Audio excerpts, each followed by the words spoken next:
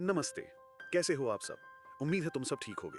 हमेशा की तरह मैं पिछले एपिसोड्स का लिंक पिन किए हुए कमेंट में डाल दूंगा और एक प्लेलिस्ट भी बना दूंगा ताकि तुम बस क्लिक करो और सारे एपिसोड्स एक के बाद एक चलते रहें। ठीक है, चलो शुरू करते हैं। एपिसोड 5 की शुरुआत होती है मास्टर कामिहा से, जो जनजाति के बच्चों को इकट्ठा कर रहा है और उन्हें अरबी बोलना सिखा रहा है। अब तुम पूछोगे अरबी क्यों? मैं कहूंगा क्योंकि मुझे पसंद है, पर असल में वो सच में अरबी के बारे में बात कर रहा था। कामिहामेहा ने इसे खेती और अपनी जनजाति की मिसाल के रूप में समझाया। मतलब जड़ें पिता और दादा की तरह होती हैं और पौधों का विकास जड़ों से होता है। वो बच्चों जैसे होते हैं और बिना जड़ों के उनकी कोई कीमत नहीं होती। इसलिए उन्हें अपने देश और अपनी जमीन का ख्याल रखना चाहिए और जनजाति के निर्माण में मदद करनी चाहिए। फिर वो कहता है जाओ जमीन पर काम करो। अब सीन बदलता है कियावा पर, जो किसी ज्वालामुखी चट्टान पर बैठा है और एक भविष्य बताने वाली से अपनी परेशानियां बांट रहा है। वो कहता है मेरे पिता ने मुझे रक्षा मंत्री का पद नहीं दिया, उन्होंने वो काम कामिहामेहा को दे दिया। मेरे पिता ने मेरा सिर मिट्टी में झुका दिया। भविष्यवक्ता जवाब देती है चिंता मत करो बेटा, ये एक परीक्षा है, तुम्हें सब्र रखना होगा, तुम जरूर विजयी होकर निकलोगे। फिर वो कुछ प्रार्थनाएं करती है और अचानक गर्म भाप कियावा की चारों ओर उठने लगती है, इतनी कि उसकी पीठ जल जाती है। इसके बाद कैमरा कट होता है जहाज पर, जहां कियाना है। जैसे हमेशा वो अपने हथियार सजा रहा है, उन्हें साफ कर रहा है, तेज कर रहा है, लाइन में रख रहा है ताकि किसी भी वक्त एक्शन के लिए तैयार रहें। उसके साथ टोनी भी काम कर रहा है। अरे कियाना, तुमने उसे आजाद किया था सिर्फ उसे नौकर बनाने के लिए। खैर, टोनी कियाना को बहुत आभारी है कि उसने उसे गुलामी से आजाद किया। वो कहता है मैं इस एहसान को जिंदगी भर नहीं भूलूंगा कियाना, सच में कभी नहीं भूलूंगा। कियाना हंसता है, उसे छोड़ देता है और जहाज के ऊपर जाकर फी से थोड़ी बात करता है। वो पूछता है क्या तुमने कभी बताया था कि तुम्हारे हमारे द्वीपों पर रिश्तेदार हैं? फी जवाब देती है हाँ, और बताती है कि जब वो बहुत साल पहले द्वीप छोड़कर गई थी तो उसने अपना एक नन्हा बेटा छोड़ दिया था, जो तब सिर्फ एक बच्चा था, और यही उसकी जिंदगी की सबसे बड़ी पछतावे की बात थी। तो तुमने अपना बच्चा पीछे छोड़ दिया। पर फी के चेहरे पर साफ था कि उसका दिल टूटा हुआ था और वो अपने बेटे को फिर से देखने के लिए तरस रही थी। अब सीन बदलता है कोभी और नामाकी की तरफ, जो अपने प्यार और रोमांस में डूबे हुए हैं, जिंदगी का पूरा मजा ले रहे हैं। कुछ घंटों बाद कियाना का जहाज आखिरकार द्वीपों पर पहुंचता है और सबसे पहले उन्हें देखता है जॉन। जैसे ही कियाना रेत पर कदम रखता है, वो घुटनों के बल बैठ जाता है, रेत को अपने हाथों में पकड़ता है और खुशी से भर जाता है। उसी वक्त कॉबी और नामाकी अभी भी एक दूसरे को मुस्कुराती नजरों से देख रहे थे, लेकिन अचानक खबर आती है कियाना लौट आया है। वो मुस्कुराती नजरें अब डर में बदल जाती हैं। उधर दूसरी तरफ मोकू कियाना से मिलने आता है और कहता है क्या तुम कियाना हो? क्या तुम वही नहीं जिसने कहा किली को वाहू जीतने में मदद की थी? अब यहाँ क्या कर रहे हो? कियाना जवाब देता है हाँ, मैंने कहा किली की मदद की थी, पर मैं यहाँ माफी मांगने नहीं आया हूँ, मैं यहाँ तुम्हारी मदद करने और अपने पाप को सुधारने आया हूँ। मोकू घमंड और अहंकार से भरे लहजे में कहता है ये फैसला कामिहामेहा करेगा, मैं नहीं। और जो लोग तुम्हारे साथ जहाज पर आए हैं उन्हें वापस अपने जहाज पर जाना होगा और वहीं रहना होगा। उनमें से कोई भी हमारी जमीन पर कदम नहीं रखेगा। और फी जो तुम्हारे साथ आई है वो बहुत पहले हमारे द्वीप छोड़ चुकी थी, हमें उसकी किस्मत का फैसला करने के लिए सभा बुलानी होगी। कियाना हामी भरता है, फिर कप्तान और अपने साथियों की तरफ मुड़कर कहता है माफ करना दोस्तों, फिलहाल तुम लोग जहाज पर लौट जाओ जब तक मैं इस मामले को जनजाति के मुखिया से सुलझा नहीं लेता। साथी जवाब देते हैं ठीक है। और तभी अंदर आती है कोबी। जैसे ही कियाना उसे देखता है वो खुशी से भर जाता है, उसकी तरफ दौड़ता है, उसे कसकर गले लगाता है, फिर उसकी बहन को भी और उसकी बहन के पति को भी, जो एक्चुअली उसका अपना भाई होता है। इसी बीच नामाकी जल्दी से वो हार उतार देता है, क्योंकि अगर कियाना ने उसे उसके गले में देख लिया होता तो वो बिना झिझक उसका सिर काट देता। नामाकी जल्दी से आगे बढ़ा और कियाना को गले लगा लिया। उसी वक्त दूसरी तरफ जैक जहाज के क्रू से मिलने गया और सब दंग रह गए कि वो अब तक जिंदा है। सबको लगा था वो मर चुका है। उन्होंने जैक से कहा चलो वापस जहाज पर चलते हैं, लेकिन जैक ने मना कर दिया, बोला नहीं, मेरा यहीं रहना सबके लिए बेहतर है। तभी नाही कियाना के पास आया और बोला भाई ये क्या पहन रखा है तूने? जांग तक ढकने वाली पैंट, उन गोरे लोगों जैसी। यहाँ हमारी ट्राइब में असली आदमी तो अपनी जांगें दिखाता है जब चलता है, और वो दूसरी चीज भी, समझ तो रहा है ना? कियाना मुस्कुराया और बोला वेस्ट में ऐसे ही कपड़े पहनते हैं, कहते हैं इसे मॉडेस्टी। लेकिन भाई नाही, मुझे तो उनकी बातें बड़ी अजीब लगती हैं। इसके बाद कियाना ने ट्राइब के बच्चों को इकट्ठा किया, थोड़ा सा गन पाउडर अपनी हथेलियों पर डाला और उसे जलाया। बच्चों के लिए किसी जादू से कम ही था, सबको लगा कियाना कोई तांत्रिक है। फिर कियाना ने नमाकी और नाही से बात की, पूछा ये कामिहामेहा कैसा है? उन्होंने कहा बहुत अच्छा इंसान है, अपनी जनता से सच्चा प्यार करता है। कियाना बोला ये काफी नहीं है, उसे चालाक और रणनीतिक भी होना होगा, क्योंकि आगे जो आने वाला है वो आसान नहीं होगा। उसने कहा हम यहाँ बस रहने नहीं आए हैं, हम आए हैं युद्ध की तैयारी करने, और ये जो जंग होगी उसके सामने कोई टिक नहीं पाएगा। तुरंत वह सब काउंसिल की ओर चले जहां कामिहामेहा मौजूद होने वाला था। वहां को नाम का आदमी खड़ा था और उसने फिर से कियाना से बदतमीजी की। को बोला कामिहामेहा यहाँ नहीं है और तुम्हारी हमारी काउंसिल में कोई जगह नहीं, बेहतर होगा मेरी नजरों से दूर हो जाओ, तुम मेरा वक्त बर्बाद कर रहे हो। ध्यान देने वाली बात यह थी कि को अंदाजा तक नहीं था कि अगर कियाना चाहता तो उसी वक्त बंदूक निकालता, गोली चलाता और खेल वहीं खत्म कर देता। पर नहीं, कियाना ने धैर्य रखा, विनम्र रहा। वो चुपचाप वहां से चला गया, जबकि काहू मोमानो दूर से ये सब देख रही थी। वो समझ गई थी कि को का अहंकार अब हद से बढ़ गया है। वहीं दूसरी तरफ फाई एक ऐसी जगह गई जहां कुछ बच्चे और एक आदमी खड़े थे। फाई की नजर उस आदमी पर गई, फिर एक छोटे लड़के पर रुकी, और जैसे ही उस लड़के ने फाई को देखा वो ठिठक गया। फिर वो वापस अपने भाई बहनों और पत्नी के पास चला गया। इसी बीच जब वो अपनी पत्नी से बात कर रहा था, नमाकी धीरे से वहां से खिसक गया। कियाना ने पूछा, कहां जा रहे हो? नमाकी बोला, अगरबत्ती जलाने और बलि चढ़ाने, ताकि तुम्हारी वापसी का जश्न मना सकूं मेरे भाई। उसी पल कोबी के चेहरे पर बेचैनी साफ दिख रही थी, और जैसे ही कियाना उसे टेंट में ले जाने वाला था, जॉन आया और बोला, काहू मनु ने तुम्हें बुलाया है। कियाना तुरंत चला गया और काहू मनु से मिलने पहुंचा। वो मुस्कुराई और बोली, तुमने दुनिया देखी है, बताओ क्या देखा वहां? कियाना बोला, बहुत सी खूबसूरत चीजें हैं, अलग अलग लोग और जातियां हैं, लेकिन बुराई भी उतनी ही गहरी है। लोग एक दूसरे को मॉडर्न हथियारों से मारते हैं, जहां दौलत है वहां हमला करते हैं, संसाधन लूटते हैं और पीछे छोड़ जाते हैं सिर्फ तबाही, लाशें और दर्द। और फिर बोला, और यही सब हमारे साथ भी होगा अगर हमने एकजुट होकर इस बुराई का सामना नहीं किया तो। यह सुनकर काहू मनु चुप रही, फिर धीरे से कियाना को लेकर गई, मोकू की नजरों से बचाकर सीधे कामी हामेहा के पास। उस वक्त कामी हामेहा खेत में टारो लगा रहा था। कियाना ने देखा और हंसते हुए बोला, अरे रुकिए, ये है हमारे ट्राइब का चीफ। काहू मनु मुस्कुराकर चली गई और कामी हामेहा ने कियाना से बात शुरू की। दोनों की बातचीत सुनकर ही समझ आता था कि इनकी केमिस्ट्री तुरंत जम गई है। दोनों एक दूसरे की सोच से प्रभावित हुए। कामेहामेहा कियाना के दिमाग में भरी चालाकियों और योजनाओं को देखकर बहुत प्रभावित हुआ, क्योंकि खुद कामेहामेहा भी एक शानदार रणनीतिकार था। उसने कियाना से कहा, सुनो, हम तुम्हें एक चैलेंज देने वाले हैं। अगर तुम जीत गए तो इसका मतलब हमारे देवता चाहते हैं कि तुम हमारी काउंसिल का हिस्सा बनो, लेकिन अगर हार गए तो माफ करना भाई, फिर हमें वो सिलांट्रो और मीट लाकर देना पड़ेगा। दूसरी तरफ क्यूआ ने अपनी काउंसिल और सारे जनजातीय मुखियाओं को इकट्ठा किया और पूरी कोशिश की कि सबको कामेहामेहा के खिलाफ भड़का दे। लंबी बहस और बार बार जोर देने के बाद भी सारे चीफ अपने पुराने फैसले पर अड़े रहे। उन्होंने साफ कहा, क्यूआ, कामेहामेहा इस पद के लिए तुमसे कहीं ज्यादा योग्य है। हम उसके खिलाफ नहीं जाएंगे और ना ही कोई गृह युद्ध चाहते हैं। क्यूआ को यह बात बिल्कुल पसंद नहीं आई, क्योंकि उसके अंदर जलन और नफरत दोनों भरी हुई थी, लेकिन वो चुप रहा और कुछ नहीं बोला। उधर कियाना आखिरकार कोबी के पास लौटा और उसे अपने टेंट में ले गया। उसी वक्त नमाकी समंदर किनारे बैठा अपनी परेशानियां लहरों से कह रहा था। अगली सुबह कियाना अपने भाइयों को लेकर कामेहामेहा के पास गया ताकि पता चल सके कि ये चैलेंज आखिर है क्या। तो मालूम हुआ कि ये एक रेस थी जिसमें हर आदमी को लकड़ी के स्लेज जैसी चीज पकड़कर एक खड़ी ढलान से नीचे पानी तक फिसलना था। जो सबसे पहले सुरक्षित नीचे पहुंचता वही विजेता। जनजाति के लोग कह रहे थे, कभी कोई कामेहामेहा को इस चैलेंज में नहीं हरा पाया, और ये तो कियाना का पहला ही मौका था। सबने अपने स्लेज उठाए और ऊपर खड़े हो गए। जैसे ही सीटी बजी, सब एक साथ नीचे लुढ़क पड़े। रास्ता बहुत खतरनाक था, जमीन पर कंकड़ और पत्थर फैले हुए थे। जैसा अंदाजा था वैसा ही हुआ। एक का स्लेज टूट गया और वो किनारे जा गिरा। थोड़ी देर बाद दूसरे का भी यही हाल हुआ। अब सिर्फ दो लोग बचे, कियाना और कामेहामेहा। लेकिन कियाना चालाक था, उसने ध्यान से उन दोनों की गलतियां देखी थीं जिनके स्लेज टूटे थे, ताकि वो उन्हें न दोहराए। साथ ही वो कामेहामेहा की हर मूव को कॉपी कर रहा था। कामेहामेहा उसकी स्टैमिना देखकर दंग रह गया। और फिर आया ट्विस्ट। कियाना ने मामूली अंतर से कामेहामेहा को हरा दिया। वो सबसे पहले पानी में पहुंचा।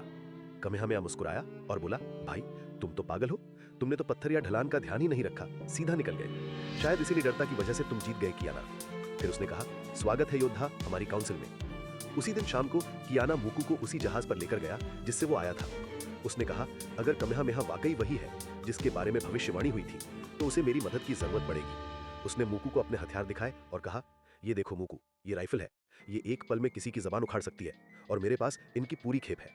मोकू उस पल समझ गया कि कियाना के पास कितनी ताकत है। उस रात 4 परछाइयां अंधेरे में चुपचाप निकल पड़ी। वे सीधे उन भंडारों की तरफ जा रहे थे जहां कामेहामेहा का अनाज रखा था। उन्होंने वहां आग लगा दी, और वो चारों कोई और नहीं बल्कि क्यूआ और उसके आदमी थे। सुबह सब हैरान थे कि आग किसने लगाई। किसी को कुछ पता नहीं था, लेकिन कियाना जानता था। उसने साफ कहा, ये क्यूआ का ही काम है। कामेहामेहा बोला, मैं अपने कजिन से जंग नहीं कर सकता। कियाना ने समझाया, राजा कहेली कभी भी हमला कर सकता है। इससे पहले कि वो करे, हमें सब द्वीपों को एकजुट करना होगा। मतलब पहले क्यूआ को खत्म करना पड़ेगा। तभी कोबी बोली, हम ऐसा नहीं करेंगे, इसका कोई और रास्ता भी हो सकता है। मैं खुद उससे बात करूंगी, वो मेरा बचपन का दोस्त है, जरूर मानेगा। मैं शांति बनाने की कोशिश करती हूँ। कियाना बोला, ठीक है, मैं भी तुम्हारे साथ चलूंगा। कामेहामेहा ने अपनी पत्नी काहू मानू की ओर देखा और राय पूछी। वो बोली, कोबी सही कह रही है, पहले शांति की कोशिश करनी चाहिए, और सभी ने उस बात पर सहमति जताई। इसी बीच हवाई के अंदरूनी हिस्से में काऊ रेगिस्तान के पास हम देखते हैं क्यूआ को, जो आग के पास बैठा है।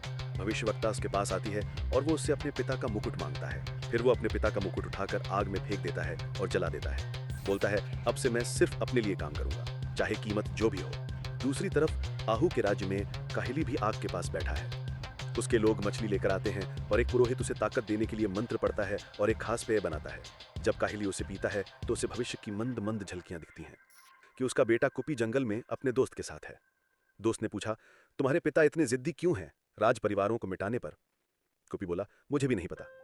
दोस्त बोला, तुम्हारा पिता रास्ता भटक गया है, मुझे लगता है तुम राजा बनो। तुम्हारे पास ताकत है, बुद्धि है और लोगों का भरोसा है। तुम्हारे पिता की समर्थन माउई और आहू में कम हो रही है। जो अब भी उसे प्यार करते हैं वे कम हैं, सभी तुम्हें चाहते हैं। पर कुपी ने इनकार कर दिया। कोहला हवाई में हमने नाही को ट्रेनिंग करते देखा। उसकी पत्नी हेकी आई और बोली, मैं भी लड़ना सीखना चाहती हूं, क्या तुम सिखा सकोगे? नाही ने हामी भरी और उसे लड़ाई सिखाने लगा। हेकी ने कहा, जब से कियाना लौटा है को भी बदल गई है, बहुत चुप हो गई है। इसी बीच कियाना किसी और जगह अपनी राइफलें साफ कर रहा था। अचानक को भी अंदर आई और बोली, पूरा दिन तुम इन हथियारों के साथ बिताते हो, अब तो तुम्हारे कपड़े भी अजनबियों की तरह हो गए हैं। कियाना ने कुछ नहीं कहा और चला गया। उसी समय जहाज से बड़ी मात्रा में राइफलें उतारी जा रही थीं और समुद्र तट पर जमा की जा रही थीं। मौकू वहां था और उसने कियाना से कहा, तुम अपने लोगों से कहो खूब सारा खाना जमा कर लें क्योंकि जंग का वक्त आ गया है। जहाज का कप्तान भी वहां था और उसने पूछा, तुम्हारा चंदन का व्यापार कैसा चल रहा है? कियाना ने कहा, धैर्य रखो, सब ठीक हो जाएगा।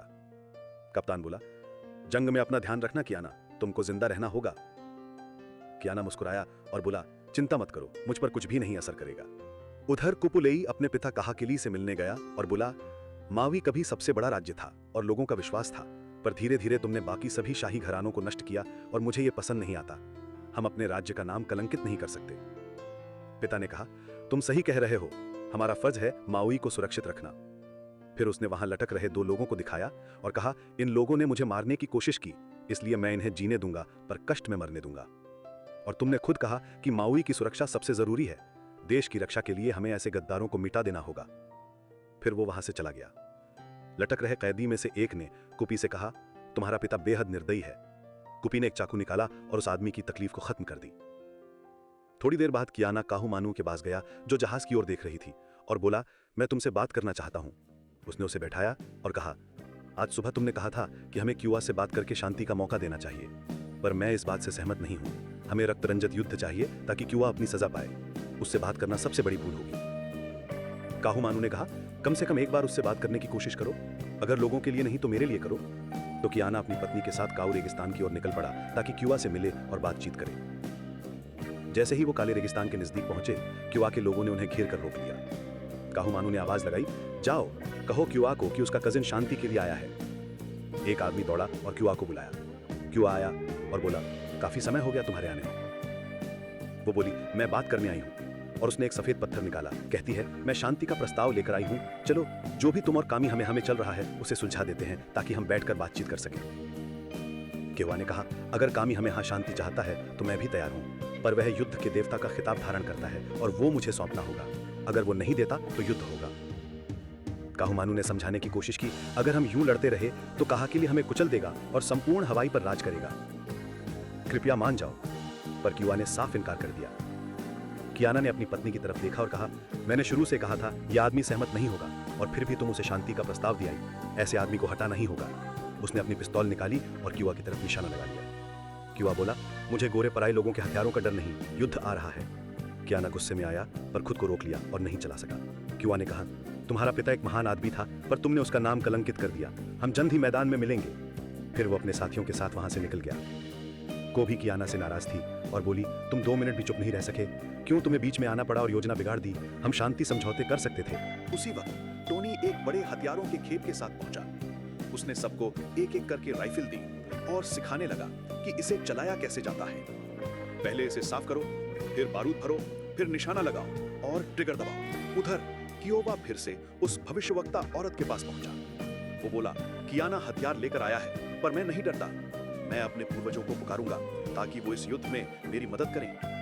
भविष्यवक्ता ने कहा, मेरे बेटे, चाहे तुम कुछ भी कर लो, तुम उन्हें नहीं हरा पाओगे।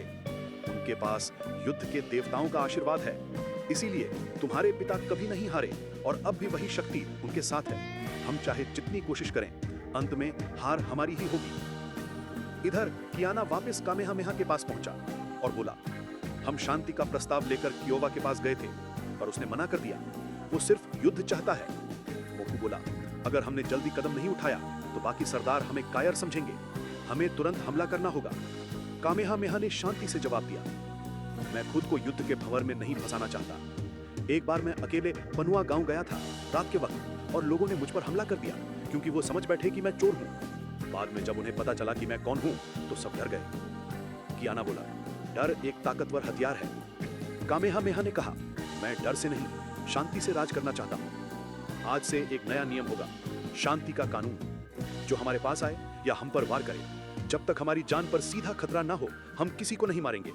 हत्या सिर्फ तब होगी जब बचाव जरूरी हो, चाहे वो आम आदमी हो या किसी शाही घराने का। उधर काकिली के दरबार में कियोवा पहुंचा। काकिली ने पूछा, कियोवा क्यों आए हो? कियोवा बोला, मैंने सुना है तुम एक भविष्यवाणी की बात करते हो कि कोई आएगा जो सब पर राज करेगा, पर वो सब झूठ है। कामेहामेहा ने मुझसे सब कुछ छीन लिया है, यहां तक कि युद्ध के देवता की शक्ति भी। मैं तुम्हारी मदद चाहता हूं, युद्ध में मेरे साथ चलो। काकिली मुस्कुराया और बोला, तो क्यों ना मैं तुम्हें अभी मार दूं और हवाई पर खुद राज कर लूं? कियोवा बोला, अगर तुमने मुझे मारा तो पूरा हवाई तुम्हारे खिलाफ एक हो जाएगा, और इतिहास गवाह है कि जब हवाई एक हुआ किसी ने उसे नहीं हराया। काकिली ने कहा, अगर मैं तुम्हारी मदद करूं तो मुझे क्या मिलेगा? कियोवा बोला, शांति, और तुम्हारी भविष्यवाणी मेरे राज्य में भी फैलेगी। भविष्य में हवाई कभी तुम्हारे खिलाफ नहीं खड़ा होगा। काकिली ने उसकी आंखों में देखा और कहा, ठीक है, मैं तुम्हें अपनी सेना का एक दल दूंगा। कियोवा चला गया और काकिली ने अपने बेटे को बुलाया। कुपी, हवाई इस वक्त बटा हुआ है, यही हमारा मौका है। जाओ, ओनी नाम के आदमी को ढूंढो और कहो कि वो कियोवा के साथ मिल जाए। कुपी बोला, ओनी? वो तो पागल है, उसे मत भेजो, मैं जाऊंगा। काकिली बोला, नहीं बेटा, ये काम वही कर सकता है। कुपी जंगल गया और ओनी को ढूंढ निकाला। उसने कहा, ये राजा का आदेश है, तुम्हें कियोवा के साथ माउई जाकर लड़ना होगा। ओनी बोला, अगर ये सच में राजज्ञा है तो राजा का बेटा खुद क्यों नहीं आया? खैर, मैं जाऊंगा, पर जीत के बाद मैं खुद कियोवा को मारकर उसकी जगह लूंगा। कुपी बोला, मेरे पिता ने ऐसा कुछ नहीं कहा।